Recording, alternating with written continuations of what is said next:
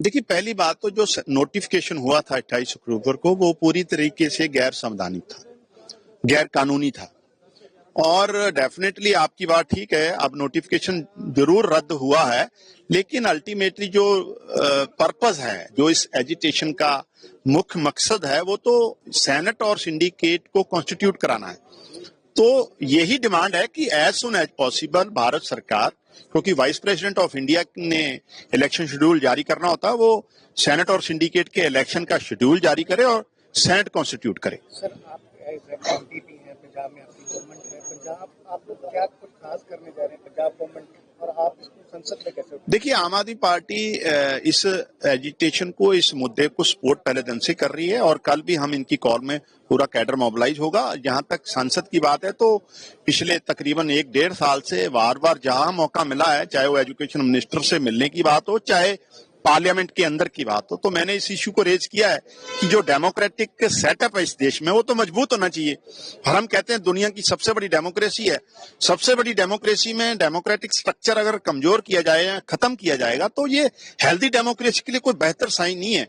तो हमारी पहले दिन से ही डिमांड रही है कि सेनेट और सिंडिकेट पिछले 60 साल से काम कर रही है, उसको बहाल किया जाए। सर, केरला में वंदे भारत ट्रेन की रवानगी के टाइम आरएसएस का सॉन्ग गाया गया, कैसे लेके आए? मुझे लगता है ये बहुत अनफॉर्चुनेट है कि देश की संस्थाओं का राजनीतिकरण किया जा रहा है। रेलवे भी एक संस्था है। इस तरीके से पर्टिकुलर विचारधारा को प्रमोट करना और पावर का मिसयूज करते हुए इस तरह की धारणा बनाना देश के जो सेकुलर स्ट्रक्चर है, जो हमारे संविधान की सेकुलर स्पिरिट है, उसके खिलाफ है।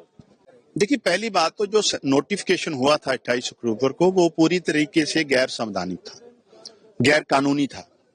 और डेफिनेटली आपकी बात ठीक है, अब नोटिफिकेशन जरूर रद्द हुआ है, लेकिन अल्टीमेटली जो पर्पस है, जो इस एजिटेशन का मुख्य मकसद है, वो तो सेनेट और सिंडिकेट को कॉन्स्टिट्यूट कराना है।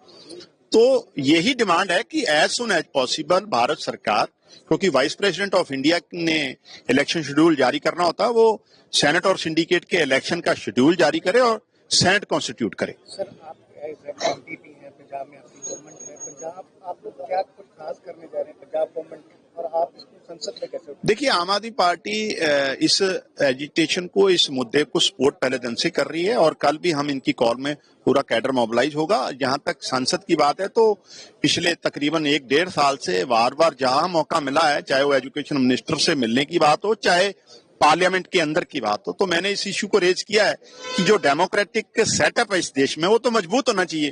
और हम कहते हैं दुनिया की सबसे बड़ी डेमोक्रेसी है, सबसे बड़ी डेमोक्रेसी में डेमोक्रेटिक स्ट्रक्चर अगर कमजोर किया जाए या खत्म किया जाएगा, तो ये हेल्दी डेमोक्रेसी के लिए कोई बेहतर साइन नहीं है। तो हमारी पहले दिन से ही डिमांड रही है कि सेनेट और सिंडिकेट पिछले 60 साल से काम कर रही है, उसको बहाल किया जाए। सर, केरला में वंदे भारत ट्रेन की रवानगी के टाइम आरएसएस का सॉन्ग गाया गया, कैसे लेके आए? मुझे लगता है ये बहुत अनफॉर्चुनेट है कि देश की संस्थाओं का राजनीतिकरण किया जा रहा है। रेलवे भी एक संस्था है। इस तरीके से पर्टिकुलर विचारधारा को प्रमोट करना और पावर का मिसयूज करते हुए इस तरह की धारणा बनाना देश के जो सेकुलर स्ट्रक्चर है, जो हमारे संविधान की सेकुलर स्पिरिट है, उसके खिलाफ है।